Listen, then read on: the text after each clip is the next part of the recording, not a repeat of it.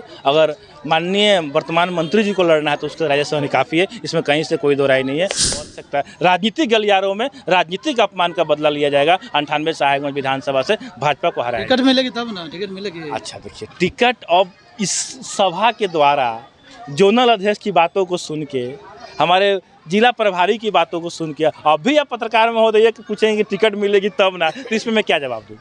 कार्यक्रम में ही जो लोगों का जो भीड़ था वो कहीं ना कहीं ये साबित हो गया है कि वीआईपी पार्टी क्या रखती है 98 साहेबगंज विधानसभा में। इस वक्त मैं मुजफ्फरपुर के साहेबगंज विधानसभा क्षेत्र के और पारू प्रखंड के कटारू पंचायत के छाप टोला है, यहाँ पर मौजूद हूँ। और यहाँ पर जो वीआईपी के प्रखंड स्तरीय कार्यकर्ता सम्मेलन का आयोजन किया गया, इसमें बड़ी संख्या में लोग शामिल हुए हैं।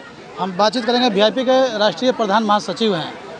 आज का जो सम्मेलन हुआ है इसके माध्यम से क्या मैसेज देंगे? आज का जो सम्मेलन हुआ है इसका मैसेज मुझे क्या देना है, आप जितने भी न्यूज़ चैनल्स के माध्यम से आप लोग जो अभी देख रहे हैं, कहीं ना कहीं ये मैसेज स्पष्ट है कि 98 साहेबगंज विधानसभा में इस बार नाव छाप निश्चित है, इसमें कहीं से कोई दो राय नहीं है। महागठबंधन घटक दल से 98 साहेबगंज विधानसभा नाव छाप पर लोगों का जो भरोसा है वो एक निश्चित तौर पे होगा। इस बार देखा गया है कि वीआईपी के कार्यकर्ता सम्मेलन में पहली बार बड़ी संख्या में लोग आए थे। अच्छा, पहली बार तो पारू में किया भी गया है ना।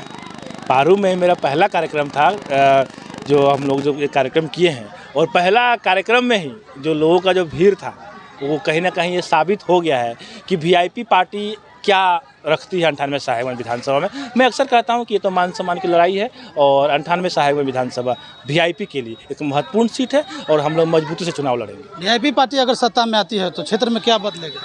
देखिए, क्षेत्र में तो अभी तक कुछ हुआ नहीं, तो वीआईपी पार्टी आती है, महागठबंधन सरकार में आती है, तो सर्वप्रथम जो इंजीनियर राजेश कुमार सहनी अगर विधायक बनते हैं तो सर्वप्रथम माताओं बहनों के सम्मान में पहला कार्य होगा। चाहे महिला अस्पताल में महिला डॉक्टर की नियुक्ति के लेके हो, जगह जगह महिलाओं के लिए, माताओं बहनों के लिए शौचालय का निर्माण करना हो, सड़क हो, बच्चों की शिक्षा की प्राथमिकता दी जाएगी, स्वास्थ्य प्राथमिकता दी जाएगी, यही सब है।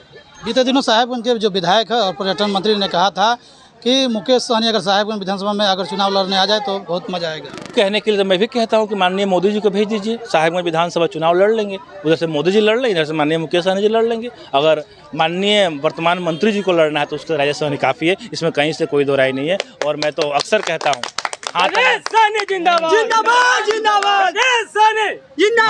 हाथ आंगन को आरसी क्या, पढ़े लिखे को फारसी क्या। चंद महीनों की बात है, चंद दिनों की बात है। सुबह 10 बजे अगर महागठबंधन साहेबगंज विधानसभा से नहीं जीतेगी तो फिर आप बताइएगा। विधायक राजेश यह भी कहते हैं कि मुकेश सहनी कोई राजनीतिक व्यक्ति नहीं है, व्यवसाय बना लिया है राजनीतिक। राजनीतिक व्यक्ति है ये नहीं है। आप दिल्ली जाते हैं, अगर मीडिया वाले बुलाते हैं इंटरव्यू के लिए तो पूरा देश में खलबली मच जाता है।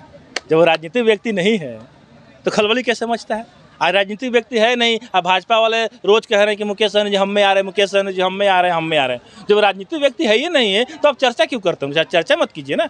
उपचुनाव में वीआईपी पार्टी कौन है, मुकेश सहनी कौन है, मालूम चल गया है आपको।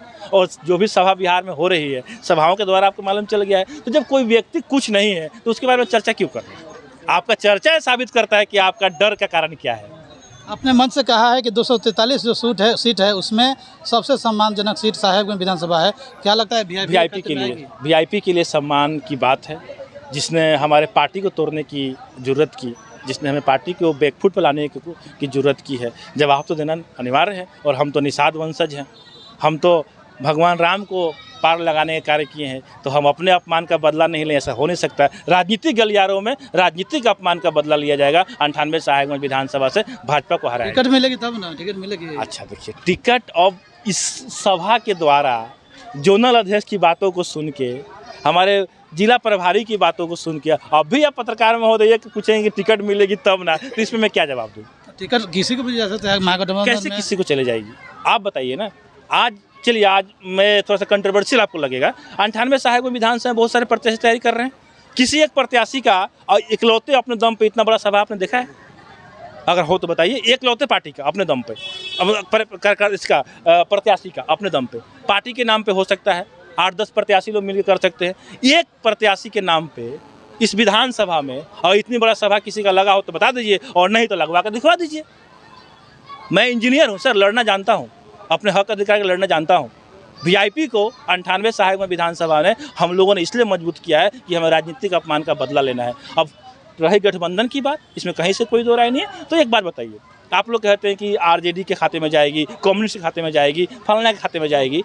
पूरे जिला में जितनी सीट है, बहुत सारे सीट पे आरजेडी के वर्तमान विधायक हैं, जीते हुए विधायक हैं। बहुत सारे सीट पे आरजेडी का अपना प्रत्याशी तैयारी भी कर रहे हैं। कांग्रेस के भी सीटिंग सीट है। तो वीआईपी को क्या आप जिला में सीट नहीं दीजिएगा? जो वीआईपी पार्टी जो है मोतिहारी, मुजफ्फरपुर जिला में बहुबल निषाद समाज है, आप वहाँ से टिकट नहीं दीजिएगा? हमें टिकट मिलना चाहिए ना। तो हम तो एक ही बात ना कर रहे हैं कि सब जगह समझौता होगा, 98 सहायक विधानसभा समझौता नहीं होगा, क्योंकि ये मान सम्मान की लड़ाई है और हम लोग अपना अपमान का बदला लेना जानते हैं। इसमें कहीं से कोई डर नहीं। बाकी सारे प्रत्याशियों के साथ हमारे शुभचिंत हम उनको ये कहते हैं कि आप तैयारी कीजिए और हम शुभकामनाएं देते हैं सबको। कुछ ही महीनों में चुनाव होगा, क्या आप मैसेज देंगे जनता को? जनता को तो एक ही मौका देंगे कि इतने सालों से लूटे गए हो, एक बार अपने घर के बेटे को मौका दीजिए। और ये कोई सरकारी नौकरी तो है नहीं कि 60 साल 70 साल तक किसी को मौका दिया जाए। 5 साल मुझे मौका दीजिए, आपके काम में आप नहीं उस हद तक आपका काम कर पाया, आपका सेवा नहीं कर पाया, 5 साल बाद में उतार दीजिए, किसी और को मौका दीजिएगा। हमारे पास बातचीत करने के लिए वीआईपी के संजय यादव है। अब बताइए, कुछ लोगों को लगता है कि ये वीआईपी एक जाति की पार्टी है, महिलाओं की पार्टी है। ऐसा नहीं है। कोई व्यक्ति अभी पूरे बिहार या पूरे देश के अंदर में आप राजनीतिक परिप्रेक्ष्यों में अगर बात करें तो आपको एक बात समझ में आएगी निश्चित रूप से कि कोई ना कोई राजनीतिक व्यक्ति किसी जाति और किसी धर्म से ही होता है। चूँकि हमारे देश में के अंदर में 7000 जातियाँ हैं और 7000 समुदाय हैं, और समुदाय के आधार पर हर व्यक्ति चाहता है कि हमारा जो पिछड़ा हुआ समुदाय है वो किस प्रकार से उसका विकास हो, उसका जनजीवन बेहतर हो, इसका प्रयास करता है। लेकिन एक व्यक्ति एक जाति से अगर आ जाता है, एक जाति के बेस पर अगर राजनीति करना चाहता है तो निश्चित रूप से वो राजनीति सफल नहीं हो सकती है। मैं मानता हूँ कि आदरणीय मुकेश सहनी एक निषाद जाति से आते हैं, मल्लाह के बेटा हैं, और उन्होंने पूरे बिहार में सन ऑफ मल्लाह के रूप में स्थापित होने का काम किया है।